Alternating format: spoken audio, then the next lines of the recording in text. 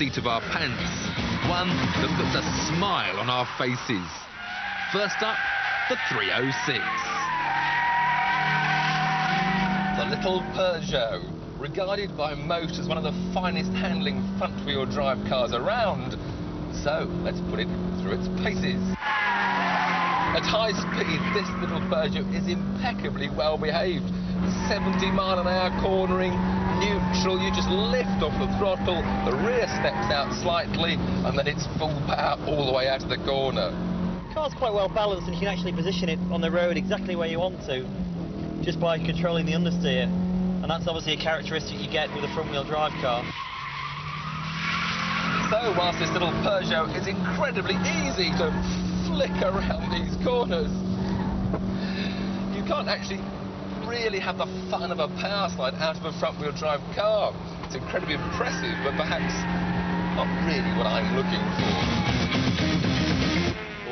Board.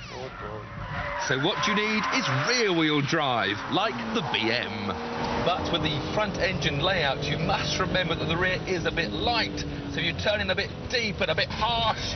The back will go out, but you can then have a wild time catching it. A lot of cars give a negative feedback when you do go sideways, and they're quite snappy.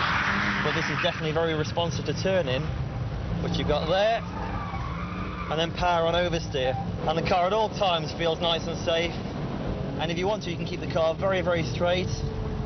But then if you want to go sideways, use the power, and away she goes. This car is a little honey. For smile on the face enjoyment, this is hard to beat. But if anything can, surely the Evo can. Here we are now in the Evolution 6 Mitsubishi, four-wheel drive, turbocharged, over 300 horsepower, and this thing feels quick. Feel like you can turn into a corner at any speed you want, and then just hit the power, and it straightens itself up. And it's got no real negative characteristics about it, but just, I suppose, in a big open space like this, it's a little bit boring. Very impressive, but not overly exciting.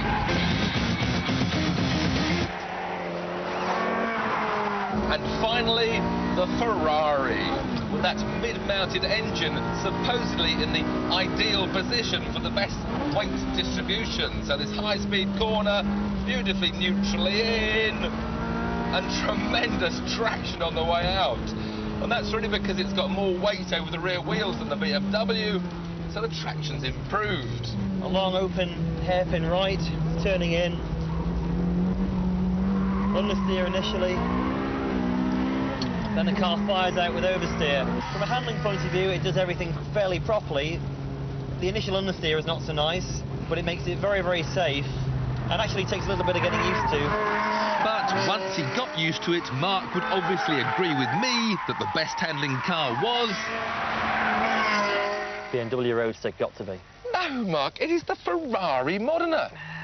What are you on about? All right, OK, one thing we do agree is nobody's mentioned the poor little Peugeot. No, it's a lovely car and it does everything you sort of want it to do, but it doesn't really excite me at all. So very predictable, very safe for the average driver to get near the limit in, but not much fun. Very purposeful, yeah. But what about your rally car? You're the rally man. Why not the Evo 6 for you? I've driven it before on the road, it's great. Just here, just seemed to understeer. You couldn't really make the car. When you told it to do something, it didn't really want to do it. It had its own set way of doing everything. But the Ferrari! I mean, beautiful, fastest, just mid-engine, perfect handling. No. It's lovely. It's lovely, but it understeers and then it big time oversteers. I knew what Mark meant, but I just hated to admit it. The Ferrari is just too much on a knife edge. So our award goes to the car that puts the biggest smile on our faces. The one you can do just what you want with. The BMW Z3 Roadster.